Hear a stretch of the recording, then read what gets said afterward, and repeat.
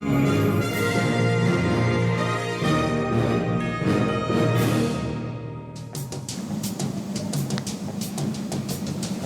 right, welcome back to Kivumbi 2017, our continuing conversation, and tonight we are focusing on water in Kenya. They say water, water everywhere, but not a drop to drink. And we're speaking to Waziri, he's the Cabinet Secretary in charge of water in the country, Eugene Wamalwa. And Waziri, we were talking about dams, and you mentioned there are over 40 of them. We saw the last administration tried to do some dams. There has been controversies in the dams projects as we see them. Why dams? Is this the only way that we can deal with the water problem in Kenya, you think? We get billions of liters of water when we receive rains. And most of this water just washes off to the ocean. The Indian Ocean does not need this water. It has enough water. Kenyans do. If we were to harvest even just a quarter of that water, then we can never call Kenya a water-scarce country. So the future lies in water harvesting and storage, so that when the rains fail, we have enough water stored. We can use it for domestic use, we can use it for irrigation, we can use it for hydro. So this is where we want to go. The previous government did about 5 mega dams, out of which Chemususu has been commissioned. We have Kiserian that we also commissioned, and we have Maruba. But 2 of them failed because of similar legal challenges, and that was Badasa in Marsabit and Uma in Kitui. So these 2, we have sorted out the issues of the litigation, and now we are proceeding to complete them. But we have, as the Jubilee government, started over 40 dams across the country. We're estimating that by 2020, when we complete all of them, nationally, our water coverage is at about 60%. But by 2020, once we complete what we have put in place, we'll be looking at about 80%. That will leave us 10 years to 2030 for us to realize SDG goal number 6. For us to realize our Vision 2030.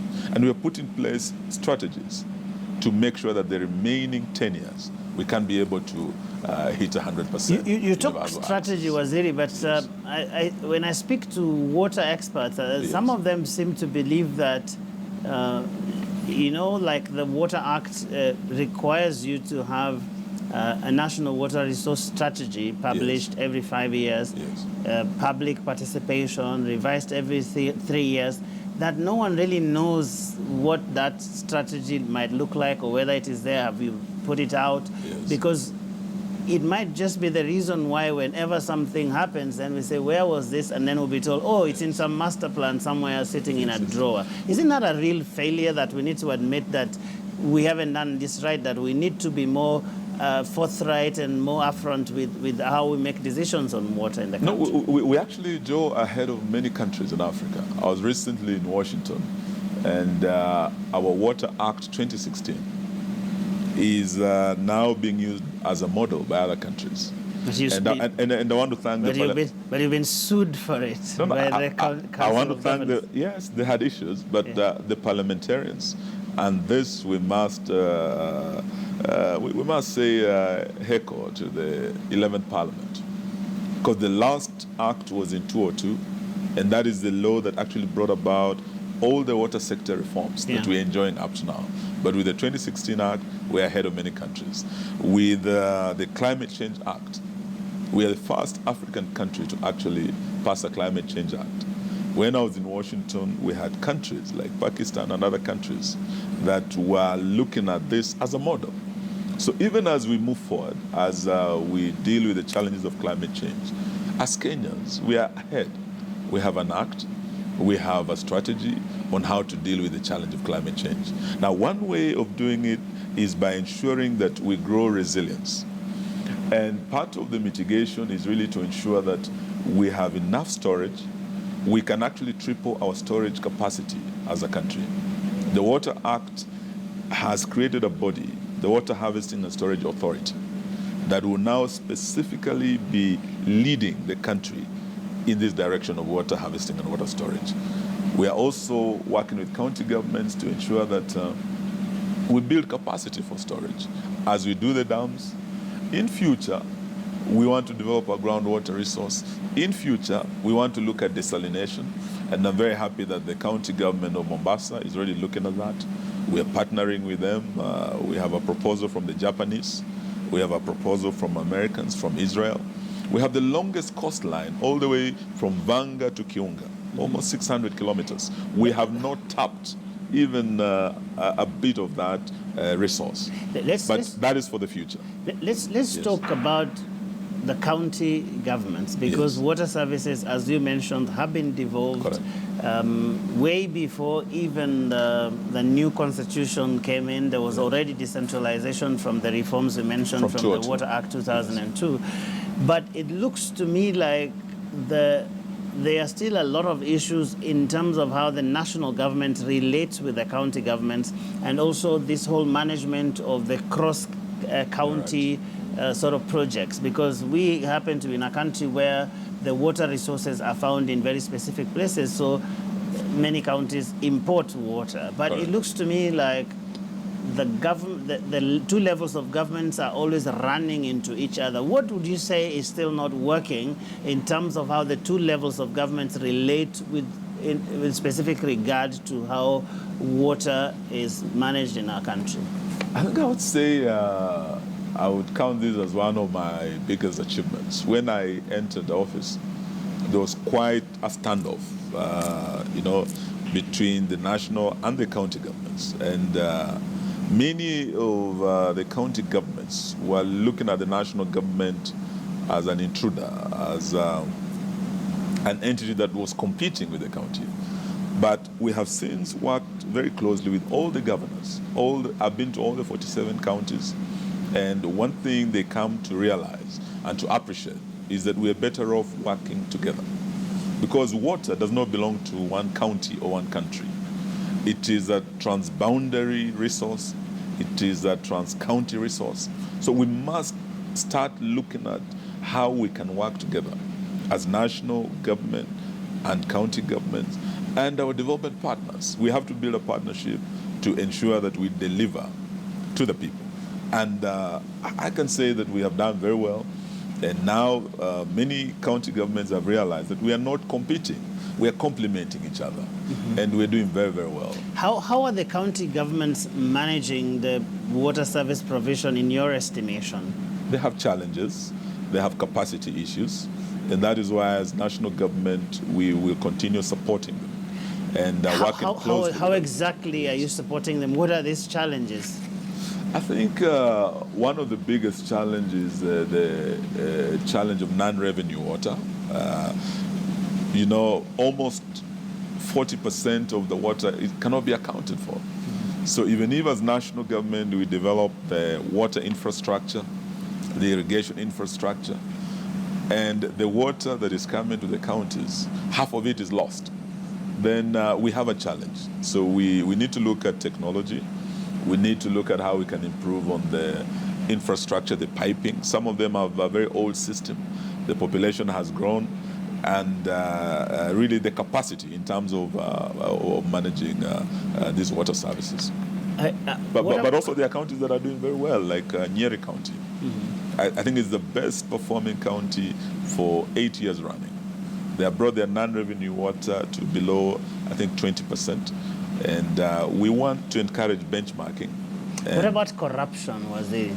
Corruption is another challenge. We have cartels, like one of the questioners was saying, there are those who would want to make water scarce so that they make money out of it. Mm-hmm. The drought we've had, there are those who are making money out of it, who are selling water to residents at higher prices.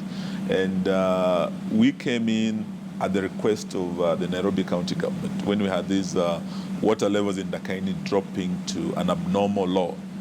So we said, let us partner. The county government Nairobi brought 100 million. We put on the table 100 million. We're doing 40 boreholes just to stabilize Nairobi. And as the rains come and as the water levels in Dakaini rise, this partnership between the national government and the county government is going to push on the residents of Nairobi. But against this. it doesn't deal with the issue of cartels, because the reason why this so-called petty corruption is a big problem is because at the end of the day it disadvantages the poor people who, by many estimates, pay up to 10 to 25 times more than what they would pay, for example, if they were dealing with the utility directly. But now they have to pay some characters who are faceless, but who are fleecing the people. Surely that cannot just be the business of the county government. Not really. What we are doing as national government with the Northern Collector Tunnel project progressing very well, we are starting laying the infrastructure.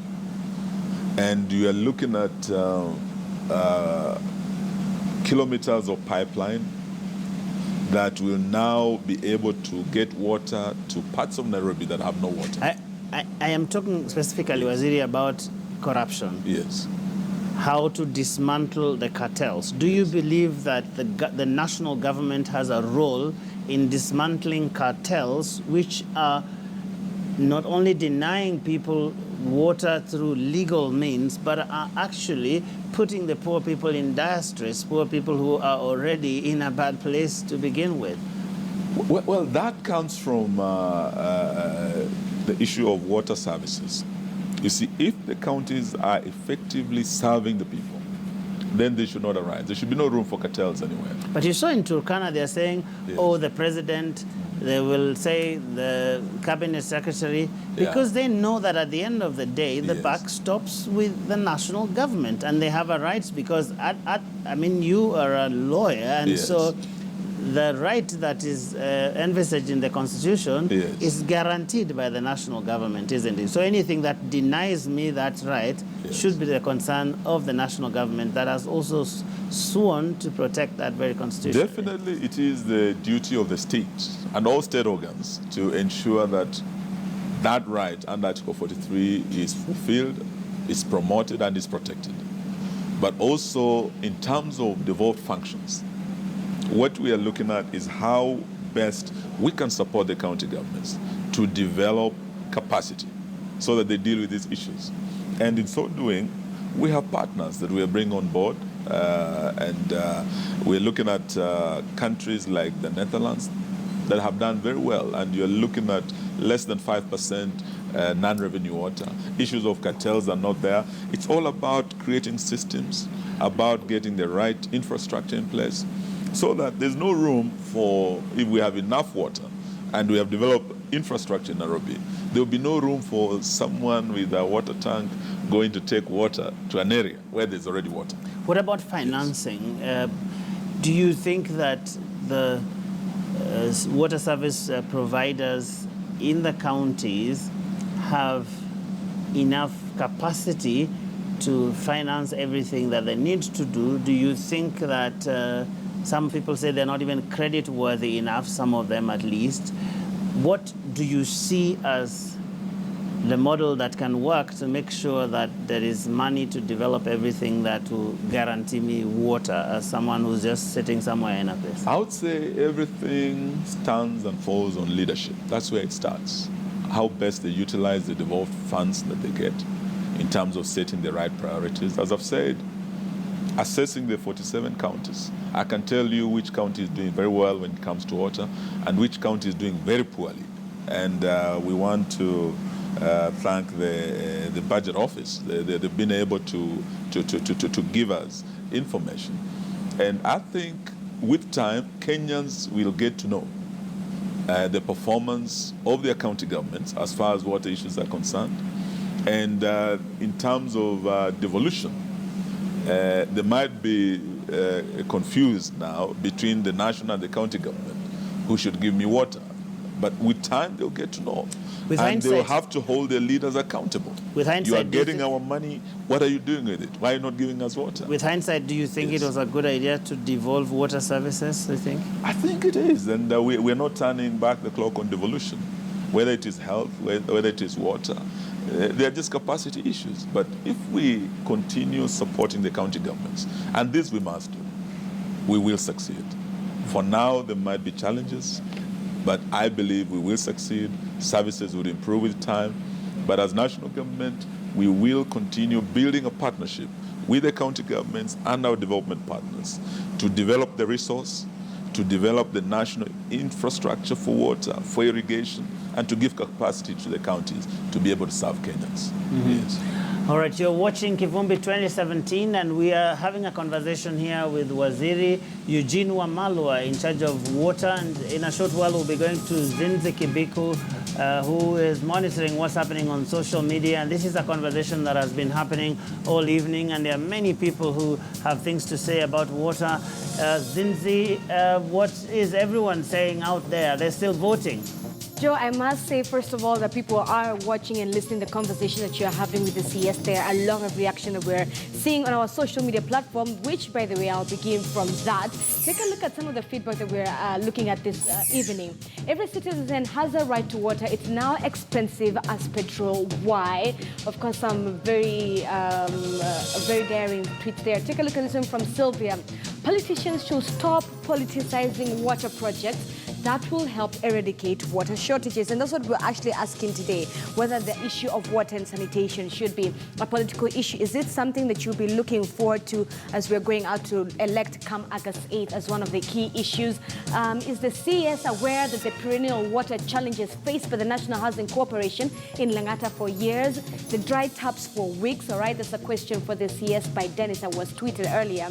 Jalango, you say, since the last drought, water has been a problem everywhere. While there is personnel who should respond in style, but why do we look, or rather, why do we live like visitors? All right, these are just some of your feedbacks. Anthony says, accountability issues, issue in the government and weak capacity, limited awareness, leave many citizens unable to demand change. Those are just some of the feedback that we're just getting from that interview with the CS that Joe Ageo has been having. Of course, we've been looking, or rather keeping an eye on that conversation the whole day. Remember, we've been asking you, where do you get your water from, your daily use from water from? Is it the tap? Do you purchase it, the borehole or the river? And I'm just going to take a look before I hand it over back to Joe.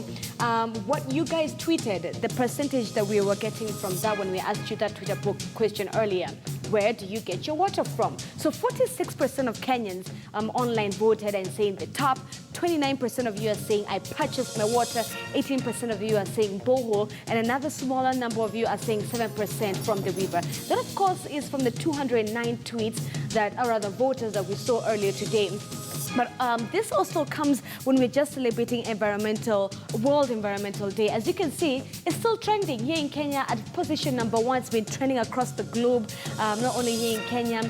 Water sanitation is the 6th SDG goal that we want to mark, not only as a country, but also as a world. They're making sure that Kenyans have access to not only water, but clean water. Actually, UNICEF puts it at 16 million Kenyans who do not have adequate sanitation. Hence why this conversation has been a very important one for us here on Kivumbi 2017 as we're heading towards election. And we wanted to find out whether this is something that you'll be looking at as we're going out to the polls come August 8th. So, Joe, some of the feedback that we're seeing there, a lot coming from your interview with the CS. I'll hand over back to you right now. But that's what we've been looking at and keeping an eye on the show for today. Joe? All right, thank you very much, Zinzi. As I always say, way past your bedtime. Have a good night. Thank you very much. Waziri, interesting questions and comments people have there. Clearly, people really don't know who does what. Don't you agree with me? I think it is true because there's been quite some confusion. I've gotten calls. We're here in Umoja, there's no water, Waziri man. Happy Maji. We're in Kibera, there's no water. But you see, they wouldn't know that probably that question should have gone to Governor Kinero. So why don't they know, and who should tell them? That's the question I've been asking all evening. I believe with time, Kenyans are going to get to know better and better their constitution and devolved functions and whom to hold accountable.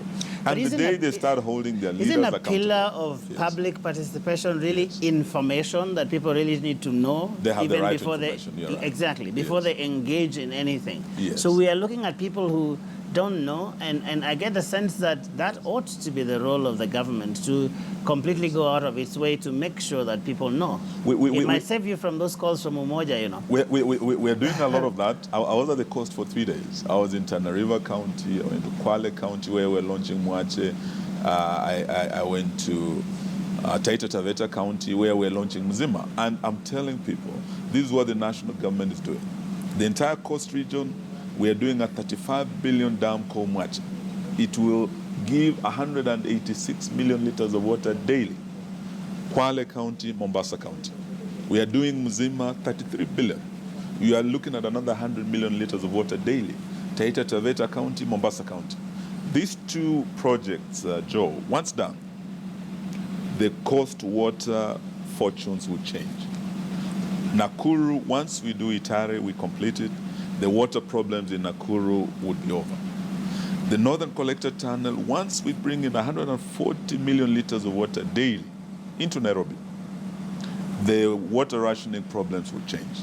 So I want Kenyans to know, even as we're looking at the three major cities, the city of Kisumu is ahead of Nairobi, it's ahead of Mombasa. And with the French government, what we have done there in terms of preparing Kisumu city, it will be water secure up to 2032.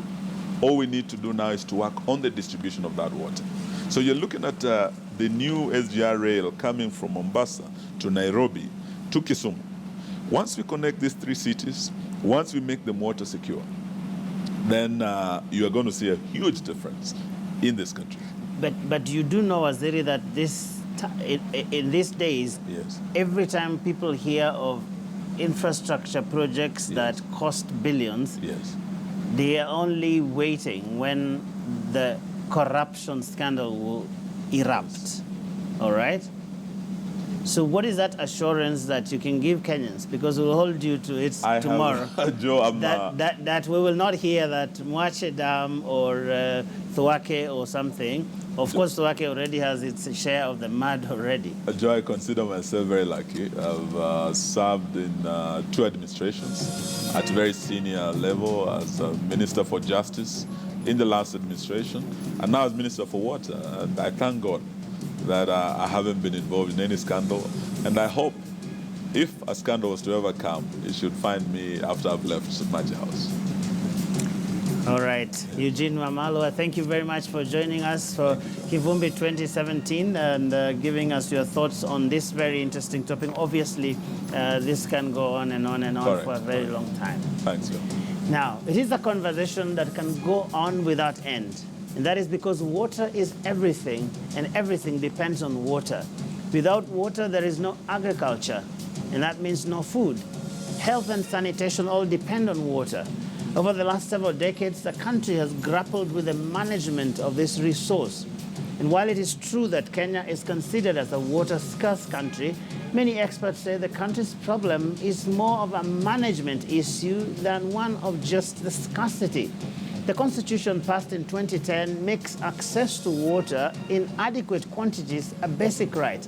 And while the Water Act of 2016 places different aspects of water in the hands of different institutions, the buck still stops with the national government, whose mandate it is to ensure constitutional rights are realized. Further, the national government cannot have beautiful plants that occasionally springs up on us without notice. Water is a crucial commodity, and decisions around it must be participatory. That said, county governments too have a role, and they simply cannot be asking for more money without anything to show for what they already have. Further, the endless tussles between the two levels of government do not do anyone any favors. For in the end, Kenyans do not care where the water comes from or which level of government has more power than the other. They just want their water clean. They want it available at all times, and they want it in adequate quantities. Thus, that is what it comes down to. Thanks for watching Kivumbi 2017. I am Joe Agayo, and at this time, I'm just gonna give some gift. By the way, Waziri, we do this all the time it's something that when you come to Kivumbi 2017, you get tomorrow's stories today. Just gonna give you a copy of the Standard. We usually say it's hot of the press. Wow, thank you very much. All right, thank you very much. And thank you very much for watching Kivumbi 2017. Thank you, Joe. Thank you, Waziri. Thanks, sir. Good night and God bless.